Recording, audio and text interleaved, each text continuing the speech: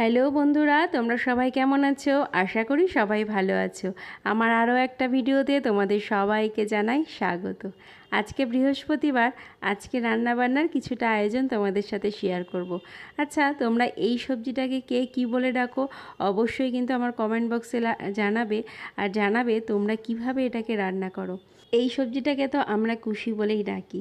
আমি কোনো দিনও নিজে হাতে কুশি রান্না করিনি, শাশুড়ি মায়ের কাছ থেকে শুনে নিয়েছি। তিনি বলল প্রথমে তেলের মধ্যে কালো জিরে, কাঁচা লঙ্কা আর পেঁয়াজ কুচি দিয়ে একটু ভালো করে ভেজে নিতে, তারপরে কুশিগুলো দিয়ে দিতে। এবার এটাকে লবণ হলুদ দিয়ে ভালো করে কুশিটাকে ভেজে নেব। কুশিটা ভালো করে ভাজা হয়ে গেলে এটাকে মানে ঢাকা চাপা দিয়ে এটাকে রান্না করতে বলেছিল। এর ভেতর থেকে যে জল বেরোবে তাতেই বলে এটা সেদ্ধ হয়ে যাবে। কিন্তু আমার কুশিটা কিছুতেই সেদ্ধ হচ্ছিল না, জানো না। লাস্টে আমি বাধ্য হয়ে অনেকটা জল ব্যবহার করেছি।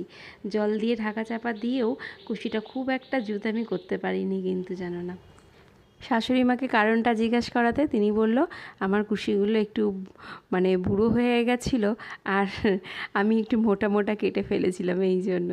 যাকগে, তার সাথে করেছিলাম উচ্ছে কুমড়ো ভাজা আর করেছিলাম ভোলা মাছের ঝাল। প্রথমেই ভোলা মাছ করার জন্য মশলা করতে হবে। সর্ষের গুঁড়ো, জিরের গুঁড়ো একটু ভিজিয়ে রাখবো, অন্যদিকে কাঁচা লঙ্কা আর টক দই ভালো করে পেস্ট করে নেব।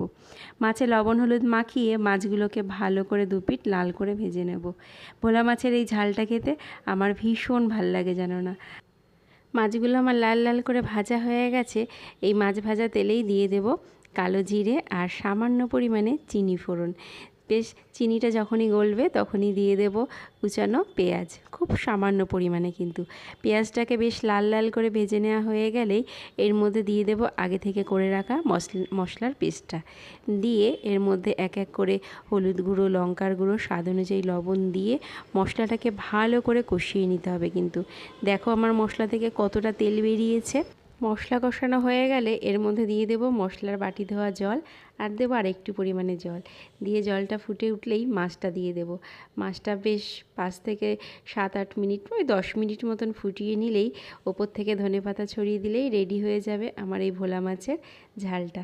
ভোলা মাছের এই ঝালটা খেতে সত্যি বলছি দুর্দান্ত লাগে। একবার তোমরা রেসিপিটা বাড়িতে ট্রাই করে দেখো। আর এই ধনেপাতার জন্য তো এর স্বাদটা ভীষণ পরিমাণে বেড়ে যায়, জানো না।